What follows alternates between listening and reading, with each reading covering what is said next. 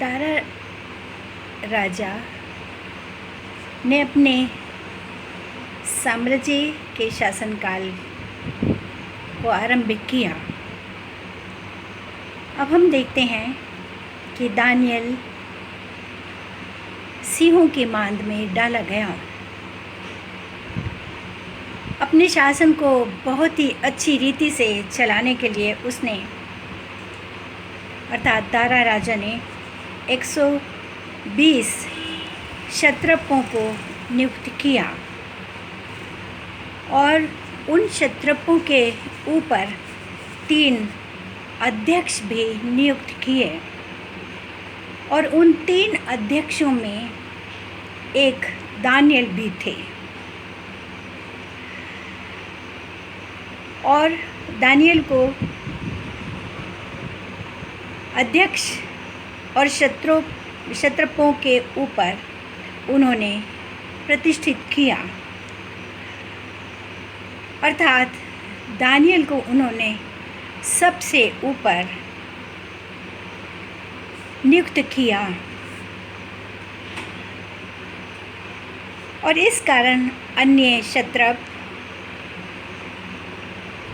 और राजा के दरबारी दानियल से ईर्ष्या करने लगे और वो दानियल के विरुद्ध साक्ष्य ढूंढने लगे कि किस तरह से हम दानियल की शिकायत राजा से करें और राजा के द्वारा दानियल को सज़ा दिलवाई जाए। और उन्होंने योजना बना करके राजा से कहा कि राजा आप चिरायु हों और आप ऐसा करिए कि 30 दिन तक अर्थात 1 महीने तक देश के सारे लोग सिर्फ आपको और आपके देवी देवताओं की उपासना करें, उनकी सेवा करें और जो भी मनुष्य आपकी आज्ञा का उल्लंघन करेगा वो सिंहों के मांद में डाल दिया जाएगा। और राजा के हस्ताक्षर करवाकर उन्होंने हरकारों के द्वारा सब जगह ये संदेशा भिजवा दिया कि ये निषेधाज्ञा है, राजा की तरफ से प्रसारित हुई है और जो कोई भी राजा की आज्ञा का उल्लंघन करेगा वो सिंहों के मान में डाल दिया जाएगा। जब दानियल को ये मालूम हुआ तो वो अपने कमरे में गए और उनके कमरे की खिड़कियाँ यरूशलेम नगर की तरफ खुलती थीं और वो दिन में 3 बार परमेश्वर से प्रार्थना किया करते थे। और उस दिन भी उन्होंने आज्ञा सुनने के बाद अपने कमरे में जाकर परमेश्वर से प्रार्थना करना आरंभ किया। उसी समय अध्यक्षों ने और क्षत्रपों ने देखा कि दानियल अपने परमेश्वर से प्रार्थना कर रहे हैं और वो जाकर के राजा दारा को दानियल की शिकायत करने लगे और कहने लगे कि क्या राजा आपने राजाज्ञा नहीं निकाली, निषेधाज्ञा पर हस्ताक्षर नहीं किए कि 30 दिनों तक यदि कोई मनुष्य आपको और आपके देवी देवताओं को सम्मान नहीं देगा और उनकी आराधना नहीं करेगा तो वो सिंहों के मान में डाला जाएगा। राजा ने कहा कि मेरी आज्ञा पक्की है, उसमें किसी तरह का परिवर्तन नहीं हो सकता है। और क्षत्रपों ने और अध्यक्षों ने कहा कि हे राजा, वो जो दानियल है निष्कासितों में से एक जो आपका सेवक है वो आपकी आज्ञा की उपेक्षा करते हैं और आपकी निषेधाज्ञा पर उन्होंने ध्यान भी नहीं दिया, और वो आपके ना आज्ञा का पालन करते, ना आपके सम्मान करते, और न ही आपके देवी देवताओं की सेवा करते हैं। उनकी बातें सुनकर राजा बहुत दुखी हुए, और वो दानियल को शेर की मांद में डालने से बचाने के लिए उपाय सोचने लगे। परंतु क्षत्रपों ने और अध्यक्षों ने राजा को कहा कि आपकी राजा आज्ञा बदली नहीं जा सकती और उसकी कोई भी अवज्ञा नहीं कर सकता है। तब राजा को मजबूर हो करके अपने सैनिकों को आदेश देना पड़ा कि दानियल को बंदी बनाकर लाएं। और जब दानियल बंदी बना कर लाए गए तो उनको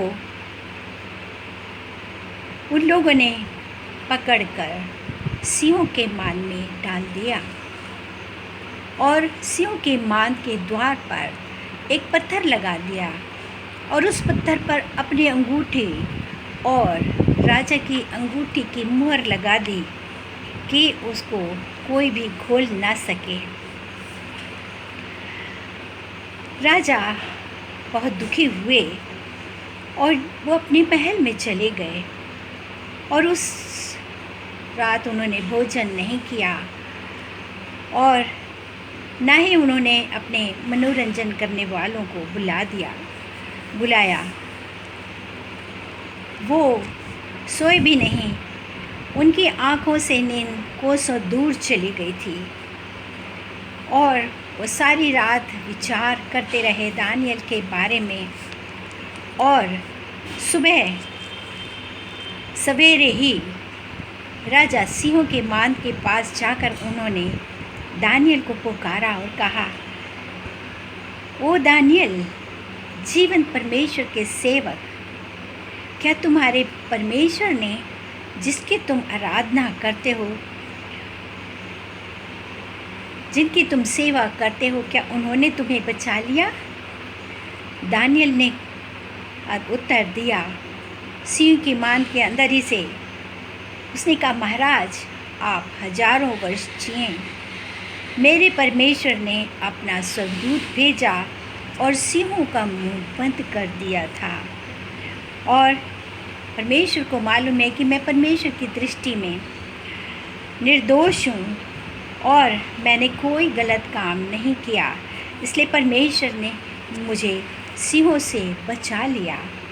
ये सुनकर राजा बहुत प्रसन्न हो गए, और वो जल्दी से अपने महल में गए, और उन्होंने अपने सेवकों को बुलाकर आज्ञा दी कि दानियल को सिंहों की मांद में से निकाला जाए। और उन्होंने जल्दी से सिंहों की मांद में से दानियल को निकाला, और जब दानियल को निकाला तो उन्होंने उसको परखा, जांचा। दानियल के शरीर पर सिंहों के एक भी निशान नहीं थे, और उनकी कोई भी हानि नहीं हुई थी।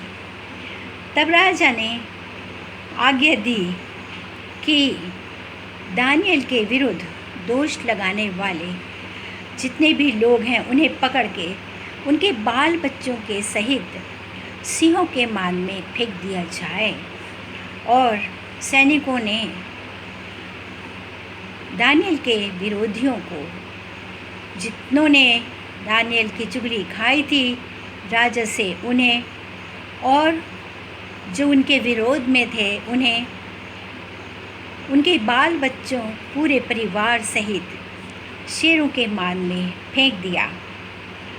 और जैसे ही उनको शेरों की मान में फेंका गया, वे ज़मीन पर भी नहीं गिर पाए थे कि शेरों ने उन्हें लपक के पकड़ लिया और उनकी हड्डियां तक चबा डालीं।